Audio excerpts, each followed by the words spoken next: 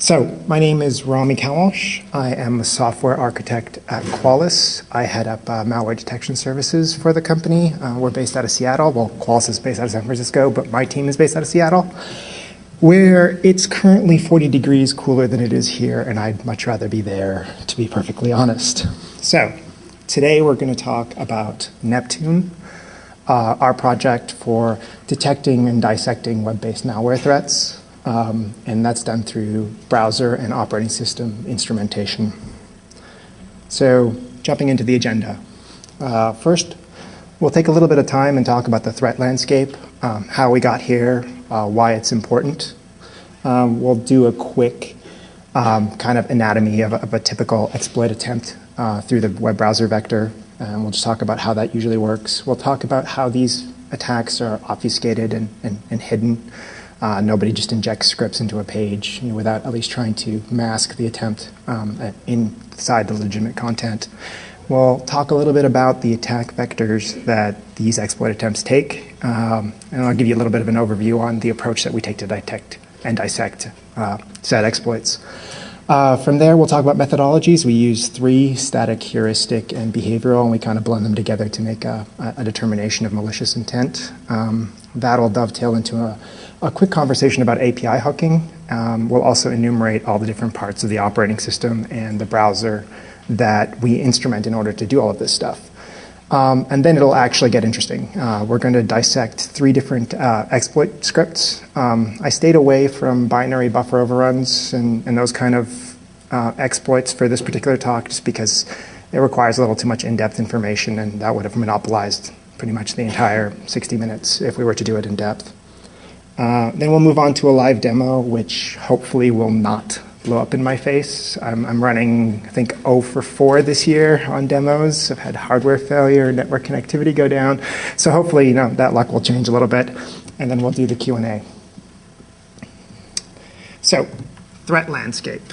It wasn't that long ago, maybe 10 years, 5 years, even less, where if you wanted to own a machine, all you had to do was, scan a network, look for a machine that was responding to ports, run a complete port scan on it, look up known versions of services running and listening on ports, send it an evil packet, and bam, you just got yourself a new machine.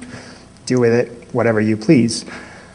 Those days, sadly for malware authors, maybe not so sadly for the rest of us, are dead. I'm not saying this doesn't happen anymore, but it's very rare. And the main reason that it's very rare is the operating system vendors woke up and they got their act together. They locked down their base configurations. They turned firewalls on by default. They introduced auto-updating. I'm actually talking predominantly about Microsoft here. They really cleaned up their act. Right now, if I wanted to own a machine remotely on the network, it would be tough. It would be probably not worth the amount of effort required to do it. And if I had an exploit that did that, it'd be worth a lot of money. So, if I'm trying to distribute malware, well, what do? I'm trying to get my wares out, and I'm kind of lazy, so I want to probably go after something a little bit easier to attack. So in comes the modern web browser. So I hear this a lot. Google says, the browser is becoming the operating system. Well, that's not always a good thing, because it's becoming a lot like the operating system in terms of its attack surface. Browsers are hugely feature-rich. They do everything. They play media, they let you watch videos, they redirect. It's crazy how much you can do with a web browser. It is literally becoming the new operating system. And that means it's really easy to exploit. And ergo you got a bunch of malware authors going, wow, we just got to trick someone into getting to a web page, and we can attack this nice, juicy target instead of going after this hardened operating system, which I can't seem to find bugs in anymore. So that's why this talk is kind of important. We're kind of in the midlife of the drive-by download era, where they're still picking up, but they're starting to get covered a little bit now, and they're increasingly prevalent. I've heard some scary statistics. I'll quote one, even though I'm not quite sure of its veracity, but 1 in 10 web pages has some form of malicious content in it. That is quote by Google, but it's 2 years old. I don't know what that stat has done, but it's probably gone up since then. And I'm not quite sure about the methodology, so don't hold me to it. But I think everyone in the room will agree there's a lot of web-based malware. So we should probably figure out how to do something about it. But before we do that, we should talk a little bit about the anatomy of a web-based attack. The first step into attacking someone's web browser is getting them to visit your site, or better yet, compromising a legitimate site that they would naturally go to and attacking through an injection type method. So typical Joe user with an unpatched browser and an unpatched operating system visits some news site that they commonly go to. A hacker or malicious party, if you will inject a script either through syndicated content, through an ad, or by just compromising the machine itself and putting it directly in the page onto that otherwise legitimate content. That evil script will load and execute within that person's browser. It will render, and at that point, you have a very large attack surface as a malware author to attack. It's very easy to find a plugin or attack a parsing algorithm or what have you. It's a very easy vector. So evil script loads and executes. We find some sort of vulnerability. That vulnerability is exploited, and poor Joe user joins a botnet and helps generate revenue for the Russian mob by click farming or whatever scenario you want. That seems to be a popular one. But nobody will just inject any old evil script into a page for anyone to see, for AV engines to pick up. It's just that would be too simple, too easy to avoid, and too easy to clean up. So there's 1,000,001 ways to misdirect and hide what you're doing. I can inject a hidden iframe into pretty much any page and have that iframe point off to another iframe, which will then point up to a script, which will then pull out down a script from another source. So lots of indirection, lots of methods of getting your exploit code on to the page that's being rendered by the user's browser. There's other cute little things like deceptive linking, making a URL hard to read by escaping characters, so on and so forth. And don't want to spend too much time on it, but I do want to call out two that are kind of cute. I like mimicking common elements. Google Analytics, the sample code they give you, already looks obfuscated. So what a great attack vector to stick an exploit into. If I'm going to have obfuscated code on there, I might as well just make it look like a Google Analytics script block. Obfuscation we'll get into a little bit more. There's some really, really nasty stuff you can do to make JavaScript pretty much unreadable. And my personal favorite in Bane is the selective exploitation. What does that mean? If I go to a site and it's malicious, it may choose not to infect me. It may say, oh, I've already infected your IP within the last 5 hours. I'm not going to infect you again. Or, no, I only infect on Mondays. Please come back Monday. So that makes it hellish for someone trying to do detection to figure out, okay, did this script not work? Is it not serving malicious content? Or they just don't feel like exploiting me right now? So that's kind of like the biggest gripe I have when I'm trying to repro something or do a demo, and probably run into that later on, given my track record. Exploit scripts. They typically take one of three attack vectors. They're either going to go after the core browser, the renderer, or the script interpreter, or the URL parser, or something along those lines. Or they're going to go after a core system vulnerability, or they're just going to exploit a third-party plugin, which is going to have 1,000,000 holes in it, because that's just the way third-party plugins seem to be written. And there are some examples there. I'll just quickly list them off. The IE peers, MS-1018, VML parsing, WF parsing. The ones that are actually kind of, we're going to talk a little bit later, are the vulnerability in the help and support center, the HPC protocol, which is actually core OS vulnerability.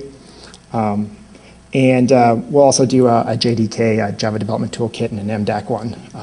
MDAC is like probably the most brain-dead exploit you could possibly do, and we'll go into that a little bit later. So how do we do this? How does Neptune work? Neptune basically takes a vulnerable operating system, a vulnerable browser, runs both under virtualization, visits a web page, and extracts logs of everything that happens on that machine during the render process. There's no user interaction. We just go, we visit the page, and we log everything that happens. The type of virtualization you use is completely irrelevant, but just FYI, we use VMware. It's cheap. And this one is actually a little bit more important. The instrumented OS of choice is Windows XP and it's an IE6 browser. Now, we chose those because of not only their prevalence, but their increased mindshare in exploitability, if you will. A lot of exploit scripts will target the nice low-hanging fruit that is IE6 running on XP unpatched. From all that data, we determine malicious intent. How do we determine malicious intent? Well, we'll get into that a little bit right here. So the first method is a purely behavioral method. So I don't care about the input into the browser. I don't even watch what's going on the network. All I do is look at what the IE process is doing while rendering a page. There are certain things you can assume a browser will and will not do without the user telling it to. There is no good scenario for IE launching another process while rendering a page unless the user tells it to. There's no good reason it should read your private data. There's no good reason it should delete your private data. There's no good reason it should reset your home page, again, without you telling it to. So from that base set of knowledge, we can build what we call a behavioral profile for the browser. This is what the browser will do under normal circumstances. Anything that deviates from that is abnormal, therefore a behavioral detection. So this technique has a lot going for it.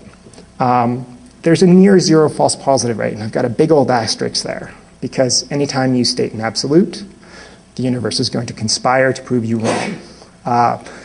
It's nearly perfect, assuming A, your behavioral profile is bang on, you haven't missed anything, and B, you don't have any bugs in your code.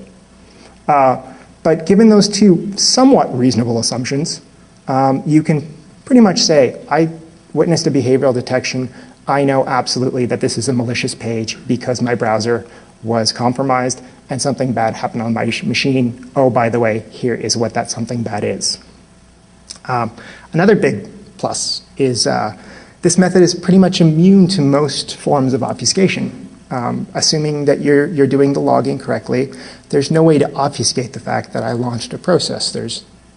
There are certain methods you could do, but they're really, really difficult to accomplish in shellcode as part of an exploit. They're not really practical. And the third kind of pro that I point out is that it detects new threats. I don't need to know about the exploit you're using. I don't need to know anything about what you're doing. It could be a brand new 0-day, or it could be a 7-year-old vulnerability you're exploiting. I just need you to succeed. And if you succeed in compromising me, I'm going to know about it. It's a big plus. So with that, unfortunately, comes some negatives. The biggest one is I cannot detect an attempt at an exploit with this method. Either you succeed or you don't. If you don't succeed, I'm not going to get a behavioral detection. So with that, ergo, there are some false negatives. Exploit scripts are notoriously bad in terms of coding quality. They work most of the time, but sometimes they don't. Sometimes they require an internet resource to be up and it's down, or sometimes the exploit that they're exploiting, the vulnerability that they are exploiting, is non-deterministic, where it only works some of the time. If I'm doing heap spray and I just didn't spray enough, I jumped into the wrong place, a lot of this will result in browser crashes and things like that. So that's another kind of knock against this method of detection.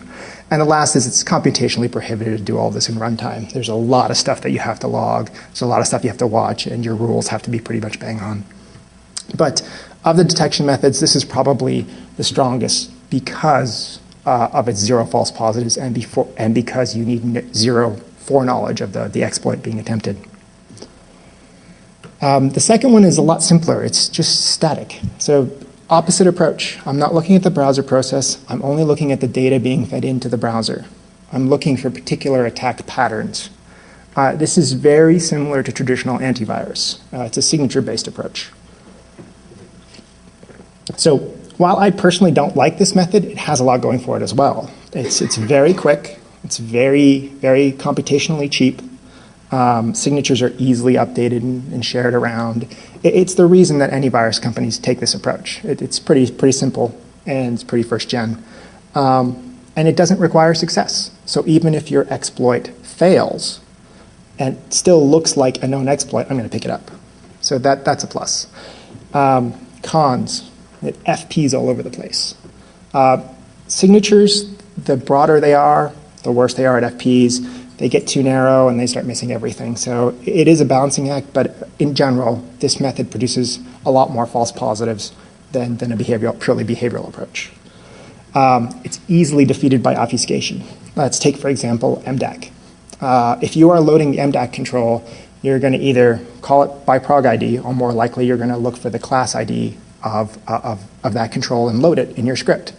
So if I'm looking for that particular class ID, and you, instead of doing it once, you concatenate two strings, the first string has the first half, the second string has the second half, my signature is going to completely miss. And there's absolutely no way a signature-based approach can account for all the different permutations for how you can get a particular value inside of a string. So easily defeated by obfuscation, only works on threats that I know about. So those are two pretty big cons.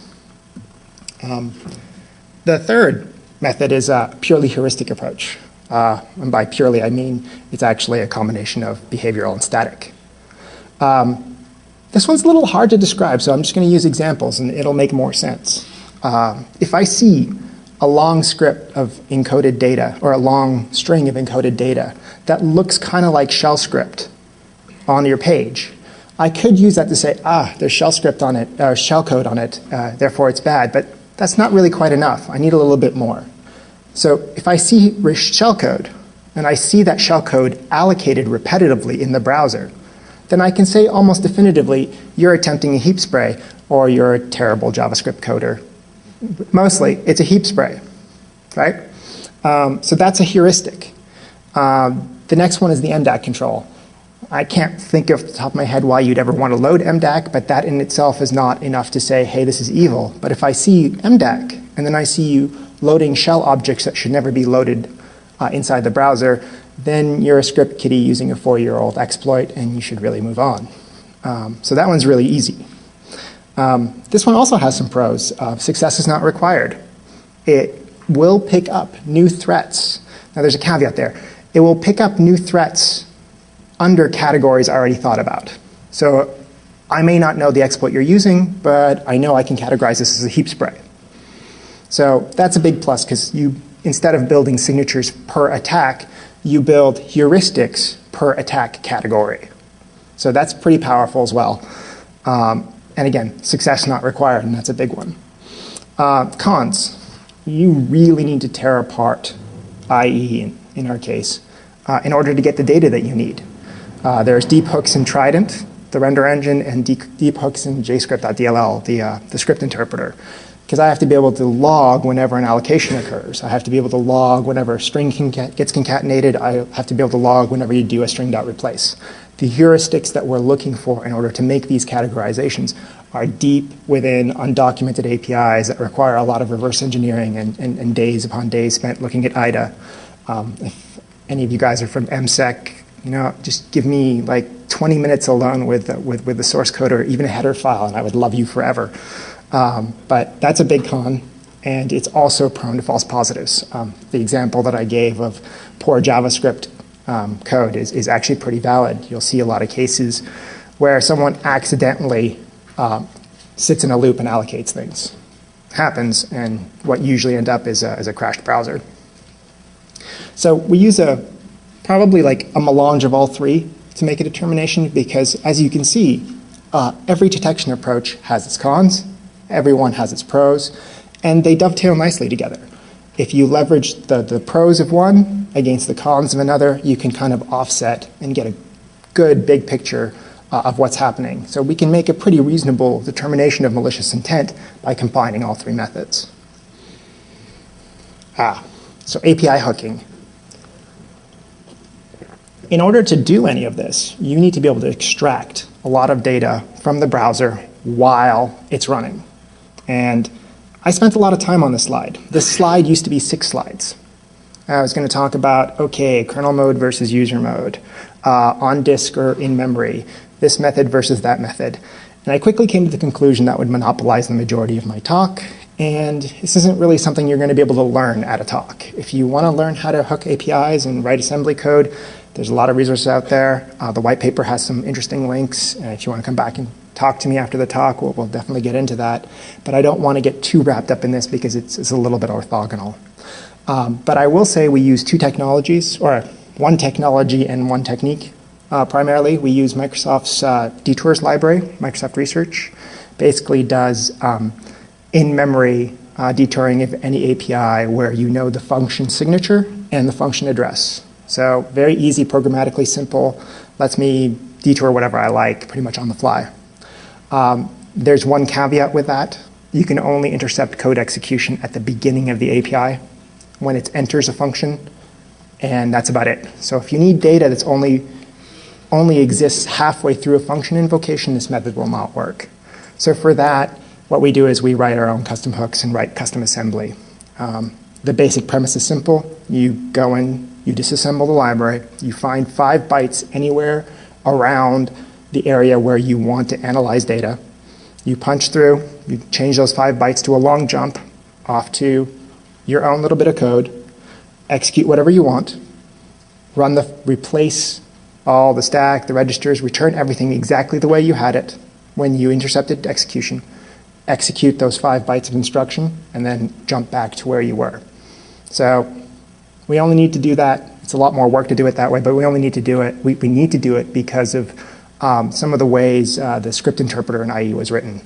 There are certain data structures that are only available mid-function call because of poor coding practices, to be honest with you. There's no reason that should ever really happen. That should be in its own function somewhere else. So that's all I'm going to say about API hooking. All right, so we got API hooking. What are we going to hook? Well, the first and most obvious thing to hook is the file system. We need to know what's getting written to disk. We need to know what you're deleting. We need to know what you're writing. And primarily, when we're hooking the file system, what we're looking for is any file write outside of the internet temporary cache folder, speaking in generalities, and looking for anything that looks like an executable. If you've got a PE header in whatever you're writing, I'm probably suspicious about what you're doing. Some of the APIs we hook, now I'm excluding Unicode versus wide, EX, different versions of the same APIs. There's a million ways to do everything in the Windows API, and we'll just talk about the high-level ones. So the first 4 are pretty self-evident. Create a file, read a file, delete a file, read a file. The last one's kind of cute. Some people think they're really clever and say, I'm going to bypass the file system so you can't detect me. I'm going to write direct ioctls to the drive, to any device anywhere I want. Except IE doesn't do that. And if you're trying to obfuscate what you're doing by going directly past the file system, writing ioctls, well, it's really easy for me to say, hey, no, IE doesn't do that. That's bad. So the attempted obfuscation there actually makes it really easy to spot. The next one, it's fuzzy because that's blown up from a 32 by 32 JPEG, the icon, sorry. So we're primarily looking for ASEP key writes here. An ASEP is an automatic system entry point. Basically, if you ever want Windows to launch your code, given a certain event, you find the appropriate ASEP and write yourself in there. That's how, to continue installation, please reboot. What it's doing is it's writing a temporary ASEP key called run once in Windows, and it will run that at the next boot. So this is how malware gains reboot persistence. If I've got a running executable that's malicious, the only way it's going to stick around is if it writes an ASEP key. So when I reboot my machine, it gets to start up again. And we hook all the registry calls for that. So the next obvious one is process creation. There's absolutely no reason that IE should be launching other processes. There's absolutely no reason for IE to do thread injects into existing processes that are running. The one caveat there is IE does a remote thread execution on itself in certain cases. It's really quite bizarre. I'm not sure who wrote that, and I'm not sure what the justification is. Actually, I'll take that back. There is no justification for that. It's quite bizarre. And what we hook there is the create process call, which is a generic way from the Windows 32 API of launching new processes. Shell execute, which is the shell equivalent. You'll see a lot of scripts that use this. When exec is a deprecated version of create process, and this one's actually still popular because it has very few input arguments and it's much easier to execute from shell code. There's less prep work you have to do, which makes your shell code smaller. Create remote thread we already talked about, injecting a thread into another running process. And the last one is ZW create process, which I just put in there because it's kernel mode. All of these will eventually lead to a ZW create process. This one's really hard to avoid. You can get really, really tricky and launch a process by linking directly into the process chain, but it's tough and almost impossible from shellcode. Well, I'm not even sure I'm going to say that, but really difficult from shellcode. That would be a tough thing to do. And by shellcode, I mean the actual exploit itself, not the malicious payload that gets run afterwards. Moving on, we also instrument the rendering engine within IE. That's to give us insight into what's happening in the domain object model. If we've got dynamic content being inserted, objects being created and added to the DOM model, we want to pick that up because it helps us deobfuscate what's going on the page, and it helps us figure out what the script is doing, how it's manipulating the browser. And we hook, none of these will really jump out. These are all internal methods that we reverse engineered, and I think we pulled these names out of the PDBs that Microsoft provides. So these are all just injected, and we try to figure out if any elements are being created, any attributes being set, and so forth. And second last, but definitely not least, we hook the script interpreter. This is how we do all our eval-based deobfuscation. So there's two eval methods. IE supports JavaScript and Visual Basic as well. And we also pull out common functions that are invoked for obfuscation purposes. Plugins, these are fun. Plugins are responsible for most of our headaches. ActiveX is pure evil. But COM is not. COM is actually quite useful. The fact that it hasn't been sandboxed properly has given ActiveX a really bad name, and that's unfortunate. But on the plus side, it makes it really easy for me to control or instrument every single plugin in the browser. All I have to do is hook the COM libraries. And in order to create a COM object, you got to either go through co-create, get class object, create instance. The last one in there is the IUnknown interface. I don't know how much you know about COM, but in order for any scriptable object to be accessed, you have to query its interface to figure out what method it exposes. And we hook that in order to figure out, okay, what do I need? I'm about to load a binary I've never seen, a plugin I've never seen. I got to figure out how I instrument this binary. And we just basically watch the IUnknown traffic and dynamically instrument. Fun stuff. Okay, so an attack dissection. So we've gathered all of this data. We've got this virtual machine. We're visiting websites. We're doing all kinds of crazy stuff. How does it actually look to dissect one of these attacks? So the first one we're going to go through is the MSO614, the MDAC vuln. And I think this is a single exploit script, not a kit. Oh, wow. Looks like my desktop is an untrusted location. Oh, okay, I'll buy that. There's been a lot of exploits that deal with that, but that's new. So what you have is a big, is that legible out there? All right. So what you have is a big block of text, which may or may not be malicious. This actually, a lot of JavaScript compactors and packers will do things like this, and there's really no way to say this is malicious based on the fact that there's a big block of escaped characters. The variable name sploitia, kind of an indicator, but there's really no way to write heuristics based off of that. Well, maybe not. So what we have is a big block of escaped characters. And as you can see, there's a simple double while loop going through and doing a from char code for each one of those characters. I don't think this does anything. This date.search and date.parse, I think they're all going to return true. And it's basically making sure that it's not pulling, it's basically extracting all the percentage signs out, getting those numbers, extracting a char code from one of those numbers, and pulling it in, and then doing a document.write, one letter at a time, to the domain object model to basically get the script to execute. So if you were trying to figure out if this is malicious, it would be kind of annoying, right? I mean, this is a big block of something. I have no idea what it's doing. If he hadn't named the variable sploita, then I wouldn't know if that was malicious or not. So the first pass at deobfuscation.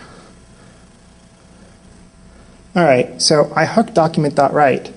And now that I can see, okay, that big block of something is actually a script block because it's writing script, language, equals JavaScript.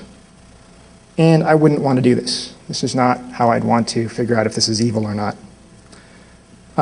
So we hook another function, which is the parse script text core, and that's anytime the script interpreter is going to run a script, it's going to first load the script.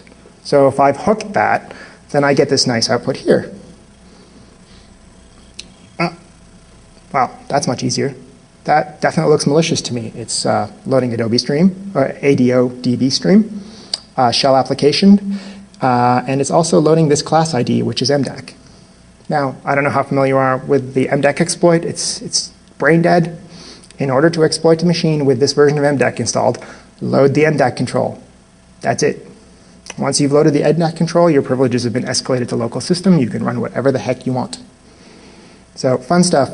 And you'll notice even at this level, after they've obfuscated the main blob, they'll still resort to these really trivial kind of concatenation type obfuscation procedures. So I think that's a pretty clear example of what a script being completely torn apart by the techniques we're talking about. And lastly, I want to show you the malicious download because we also hooked the network layer. I know I didn't talk about that, but here's the actual executable that got pulled down as part of that ADBO stream, and it actually launches. So based on all of that, you'll see the following heuristic and static detections. So it's telling us there's an ActiveX control with a well-known exploit vector loaded. No kidding, MDAC. It'll also tell us that we instantiated two controls that are unsafe for instantiation inside, i.e. that violates the sandbox. There's no way you should have access to the shell directly from JavaScript. Lastly, the behavioral detections. These are the key. It actually pulled down that mwd.kfe as probably a random garbage.exe, and it attempted to launch it with a shell.execute. So torn apart, if you had to do that by hand, you probably could have. I could have probably manually done this. I wouldn't want to, but I could have. So let's move on to the next one. Ooh, don't do that.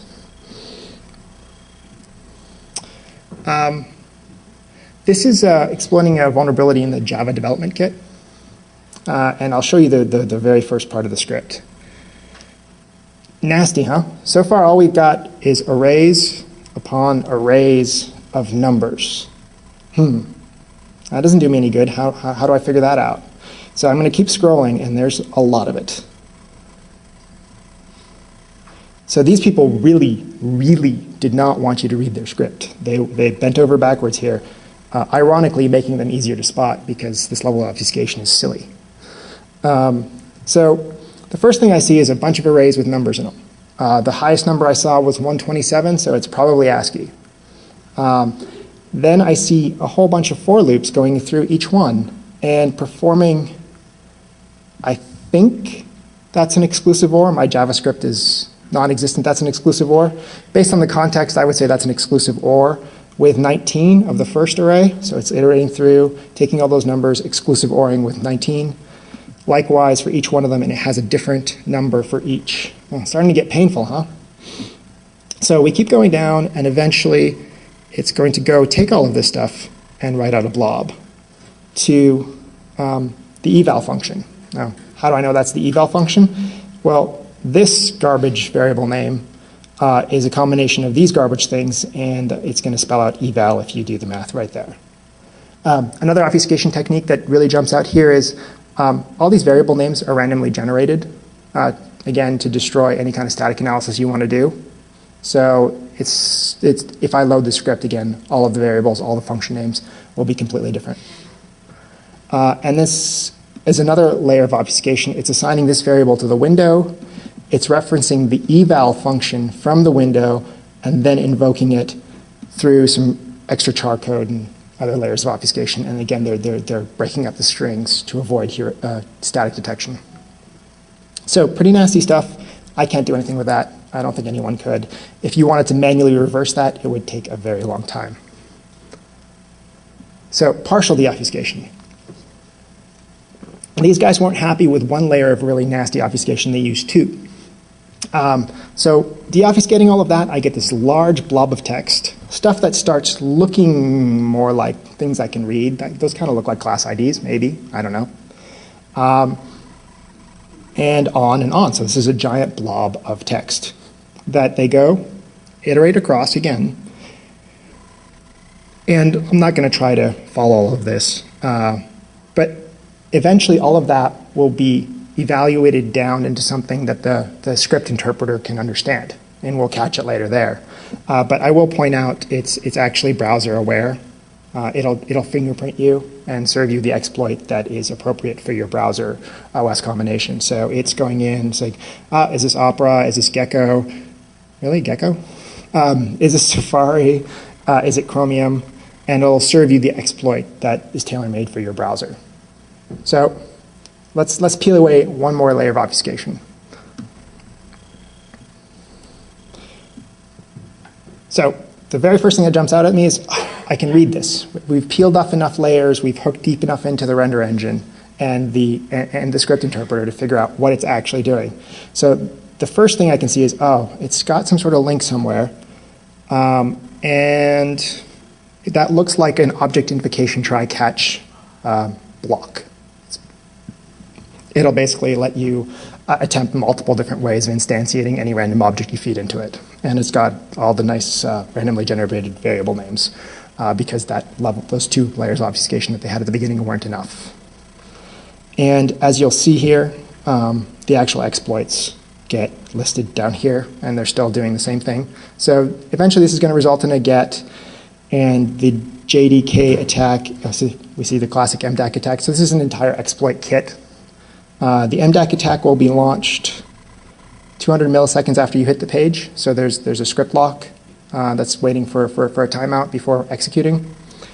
If that doesn't work, at 1 second in, it will attempt the JDK attack, which is basically a pointer to the Java compiler, but instead of passing it a local jar file, it's actually passing it a remote jar file. And we can look at that right here. So basically I can go point this at whatever server I want, feed it any jar file I want. The JDK will compile it and run it with system privileges. So bang, instant exploit. And there's a few other ones here. This is a JavaScript JSB attack, and I actually don't know what that one is. I'll have to look that up later. And there's the classic, I'm going to load PDF exploit into IE attacking the Adobe plugin. So in this particular case, actually, 2 of those exploits actually worked in our VM. We detected the attempts, but 2 of them actually exploited us. They dropped updates.exe and a.exe and launched them. And again, we have our heuristic and static detections. So fun stuff. And I need to stop hitting escape. The last one is actually a pretty recent vulnerability. This is in the help control inside the Windows operating system, the HPC protocol. And I wanted to bring this one up because it's not linking. Because this one actually does a few layers of redirection before hitting you to this exploit. Not sure why the link isn't working there. I'm not going to stress about it too much. But what it basically shows is instead of going directly to the script page, it's going and bouncing off like 10 different servers first before finally hitting the exploit page. And it's a little bit trickier. After it exploits you, it jumps you away to Google 404. And this one's pretty selective. And we can see the very simple HPC exploit here, which is basically a buffer overrun on the script parser. And it is also an exploit kit, so it's going to try multiple different ways of owning your browser.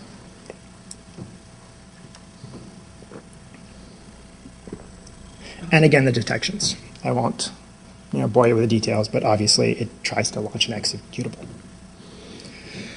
Ooh, here we go. Let's hope my VPN's still up.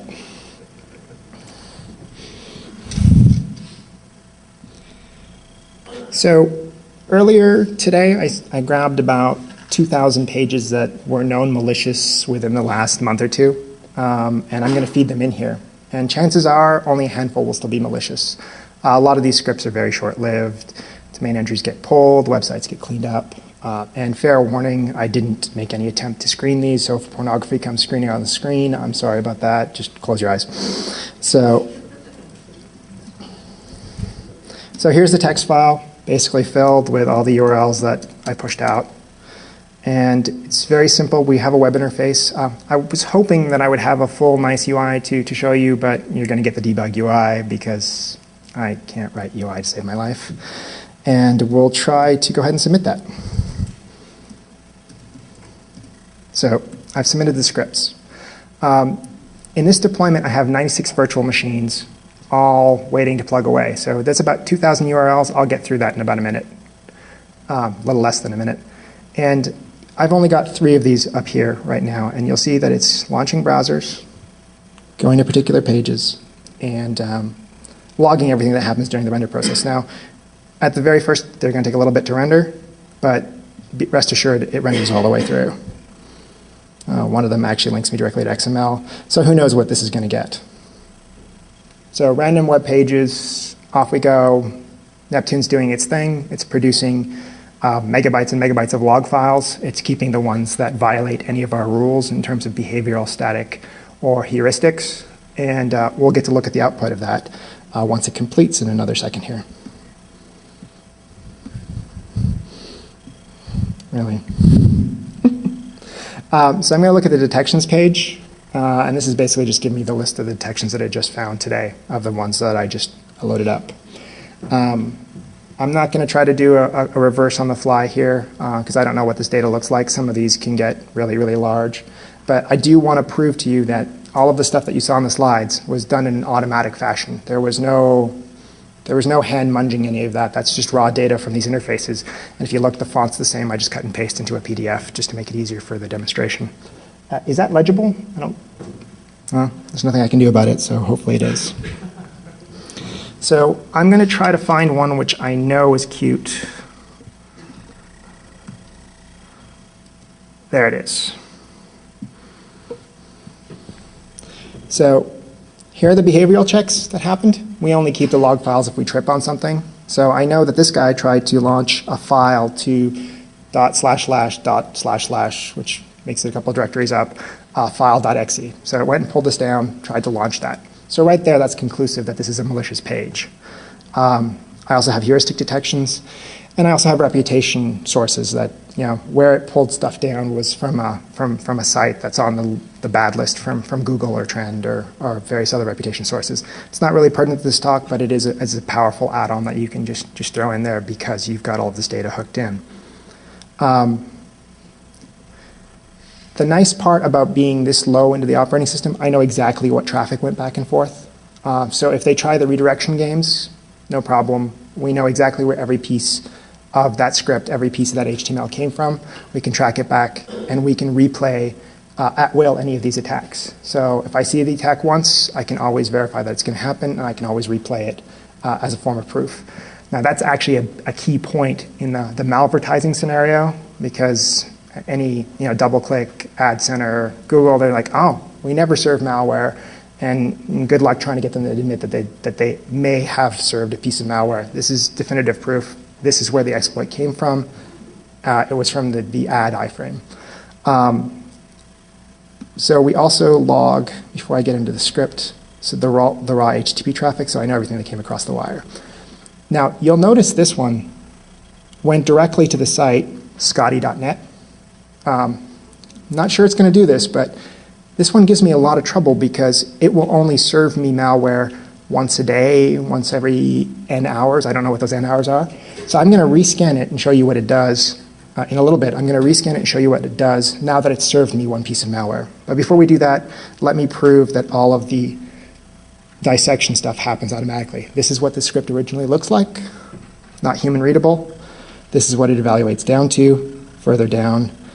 The further down I go, this is just a raw dump of what we see from the instrumentation within the JavaScript interpreter and the DOM. And eventually we'll get down to the point where I can see human readable code. This is an exploit kit. Here's trying to attack Flash. It's using a heap spray. It's detecting my version of Flash and tailoring the actual attack to the version of Flash that I have. It's also going to launch a PDF exploit Flash 10 exploit, the list goes on. And it looks like it's also going to do IE peers. So no interaction required. I can detect it, and I can pretty much rip it apart with very little effort. So I'm going to go up and rescan this guy and see if it will repro. Apologies ahead of time if it doesn't. But from my experience with this particular exploit kit, is it's very picky about who it will actually exploit. So it just exploited me. So my posit it's not going to do it again because that's too obvious. It'll be, I'm a researcher, I've already exploited that IP, I don't need to exploit it again. So put that link in. I'm going to just say don't crawl, just give me the first one. I'm going to up the priority in case there's anything else running.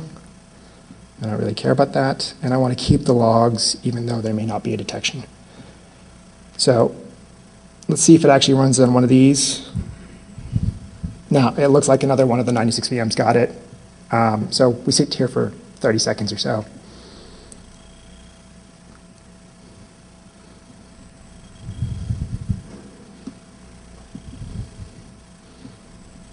So it's telling me the crawl's in progress, the behavioral scan is in progress. You can see my UI skills there. It doesn't even update. Just have to hit refresh. And no behavioral, no heuristic. The only thing that's the same is reputation, and I see Google over there. So what happened? The first time I did it, it stayed on site and exploited me. The second time I did it, I look at the raw HTTP traffic. Well, I went there. I said, give me the same URL, index.php on scotty.net, and it just gave me a 302 and punted me off to Google. Clever. If you're trying to evade detection, it's a pretty easy way of doing it. Just keep a small list of IPs you've infected and don't keep infecting them. Pretty brain dead. I think that's all I really wanted to cover. Probably a little bit early. Thank you very much. And special shout out to Richie, who's in the audience, who helped me co-author, and Brian, who's in my team in Seattle. Couldn't have done this without them. And we'll open this up to Q&A.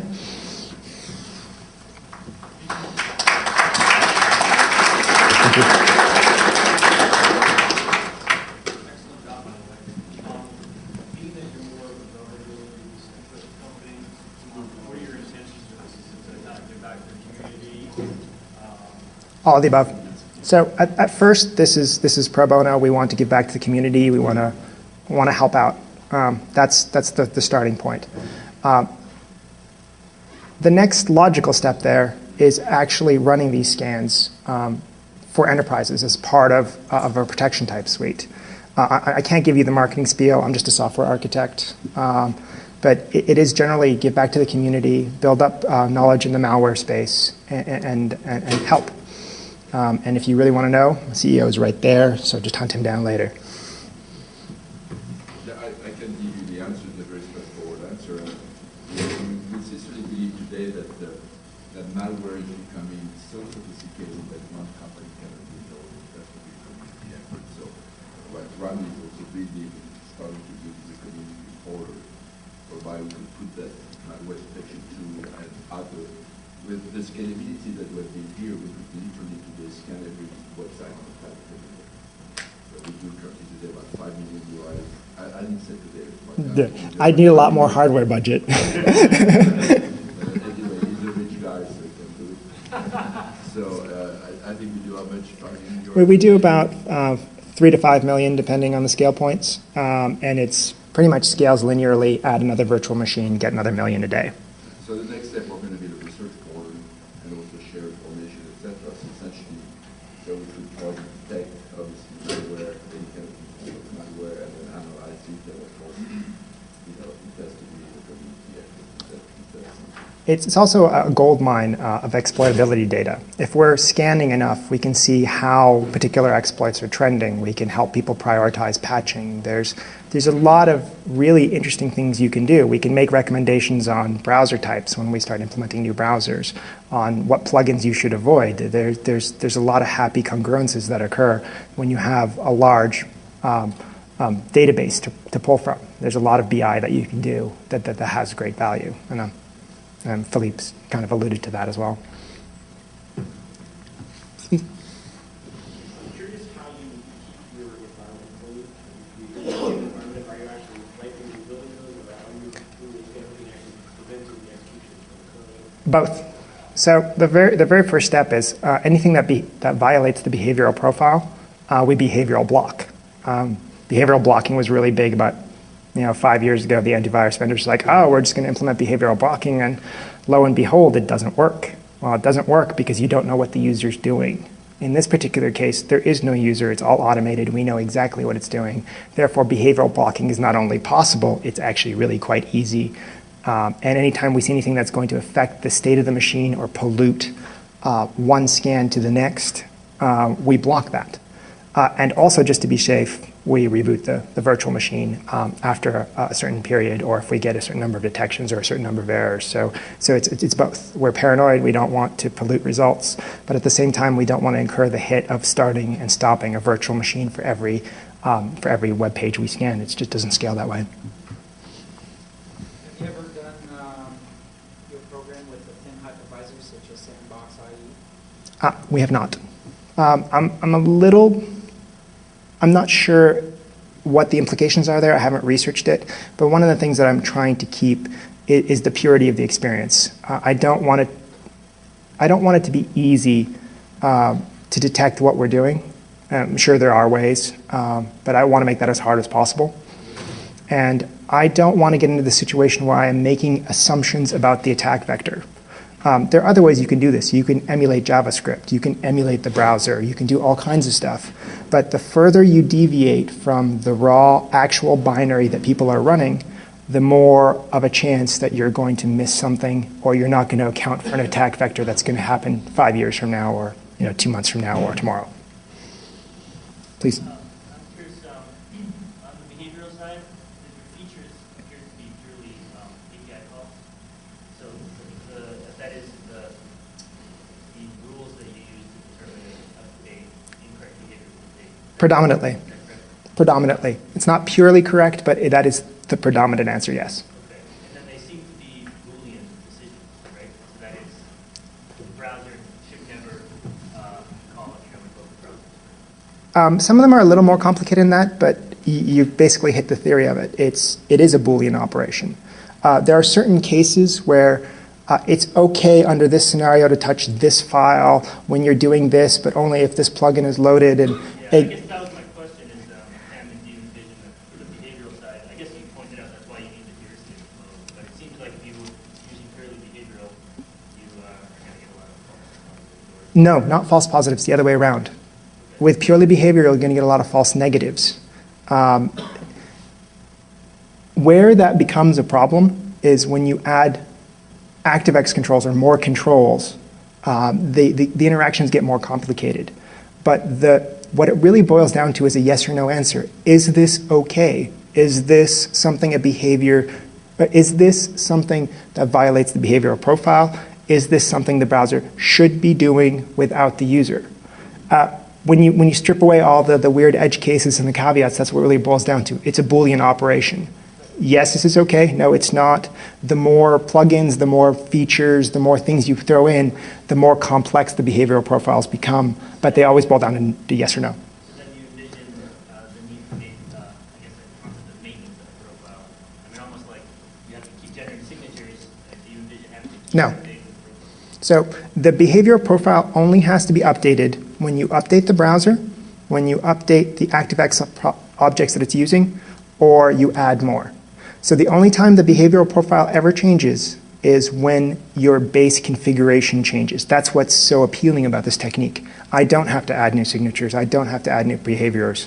Assuming that I understand the browser, assuming I understand the plugins on that browser, the behavioral profile is the behavioral profile, and it's a Boolean operation. Anytime I change anything, if I update the operating system, if I update the browser, if I update a plugin, if I change the username of the person logged in, if I do anything to change the VM state, then I have to update my behavioral profile. But that's the only case. And we don't do that. Is there a timeout on the screen? Yes, there is. So it's a configurable timeout, and it's also predicated upon when it's done loading. And there's some other things that we do that try to make it a little more intelligent. I don't want to give you a set time, because next thing you know, instead of 200 milliseconds, it'll be whatever that set time times 2, and all the scripts will be there. I don't imagine I'm that widely popular, but if then the exploit isn't going to get anywhere. I mean, no one's going to sit on a web page for 2 minutes consistently. But you're right, it would defeat us at that point. Well, actually, no, let me take that back. We can detect the sleep. At that point, we can start being more intelligent. Now, I didn't have that as a canned answer, it just occurred to me. If we hook the actual sleep, eventually the script interpreter is going to run and hit the sleep, at which point we're going to say, hey, this script is sleeping, waiting for something. Let's stick around, or let's fake it out and trigger it anyway. But there's too much sleep. I don't agree. Like, all you do is hook the sleep function and look for the max value. Once you have the max value, extend your scan to that duration. And if it gets unreasonable, then you're right, then it becomes problematic. Because recent data downloads are very appreciative now, the way that they interpret themselves. For example, our mouse move Yeah. and Yeah. so they don't This would not trigger. That's correct. But again, this is the first version. The next version starts clicking on links. Next version starts interacting with text boxes, checking things, unchecking things. This isn't a panacea. This isn't going to solve every single drive-by scenario. But one thing to keep in mind is malware authors, the more obscure they get about their selective serving, the less payoff they're going to get on infecting pages. The drive-by download is so popular because it's the most efficient method of getting your stuff out there. If the user has to click on a particular button or perform some voodoo or type a secret code into the web page, then the rate of distribution will be negatively impacted quite a bit. And we can take steps to mitigate that, or mitigate some of the things that they would check for, like moving the mouse, as you mentioned. Rollover was a big one for a while. The on-clicks are another one. But generally, malware authors want it to be automated. As soon as you render the page, we want to exploit you. So while you bring up a very valid point, I don't think it's by any means a showstopper, and it's something that we'll continue to iterate on. Exploits and exploit detection is always a game of cat and mouse. There's no, this gets everything from now and forever. No one's going to figure out a way to circumvent it. It doesn't work like that. It is a cat and mouse game. We'll get better, they'll get smarter, and the cycle will continue. You're collecting all this malware from these sites that are actually dropping EXEs on your system. You're then taking those EXEs, dropping them onto like a malware watching farm, so you can further watch for this for URLs and pinging out to. So I have an unfinished feature. I know some of you saw the antivirus column. That's all in the works. We're going to actually run all the binaries through an antivirus engine. We're going to compute the SHA-1 hashes, and we're going to do fuzzy matching and all of that other good stuff, and maintain libraries of different malware where it's being served, try to match it back to the distribution point. This is all that wonderful BI stuff that I was talking about. It's not there yet. I didn't want to talk about it because I'd be talking and not showing, and I don't like to do that. Do you use anything like not instrumenting Firefox or adding? Yes. Could that be a vulnerable active access control? Absolutely. Being exploited?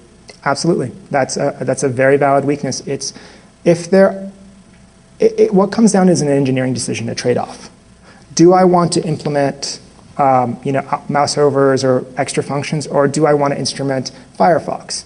If we start seeing trends or we start seeing indications that Firefox becomes a viable distribution vector for malware, then the first thing we're going to do is take all of these approaches, all these concepts, and we're going to probably be able to whip out a behavioral profile for Firefox in a relatively short amount of time. Instrument WebKit with a hell of a lot more ease than instrumenting Trident, because I can actually read the source code. And then we do the same thing with Chromium and so on and so forth. It's a very valid point. The combination of OS and browser determines whether or not the exploit's going to run. So yes, we definitely miss out, and we'd like to go there, but that's future work. Out of the thousands of exploits, most of the Java exploit kits only implement like 20, 25 or so, like AOL, ActiveX, and all that. So you could probably use that as well and target that. The other problem is it becomes computationally expensive. Right now, I render the page once, and I can replay that render anytime I want. But for a switch in browsers, I would actually have to go and fetch the page again because a lot of these exploits are fingerprinting me and serving me. So I would have to literally visit the page one time per configuration. Something we definitely want to do, but at the same time it might be prohibitive because of the selective exploitation techniques that we just talked about. If I render it once with IE, I have to render it again with Firefox. That means I need another proxy and a bunch of other IPs so that they can't, or different geolocations. So it's always cat and mouse, and that is something that we definitely are looking for once we perceive more value. Consider running different versions of the game to handle, for example, so many PDF versions. Absolutely. Absolutely. In fact, it would be a different version of the VM in order to get the different to get the different browser. I wouldn't trust the browsers to live happily without stepping on each other for all the different feature sets. So if I wanted to implement Firefox, it would be a new VM type that would get thrown up, and then everything would be identical. Correct. There are methods of spoofing that and actually letting it load the correct one. If you haven't seen Wepawet, it's a great tool by UCSB. They do very similar things where they look for selective branching and then go back and execute all the branches. They can do that because they're an emulator. That means they don't have the scale, but at the same time, they got a lot more control about the render process.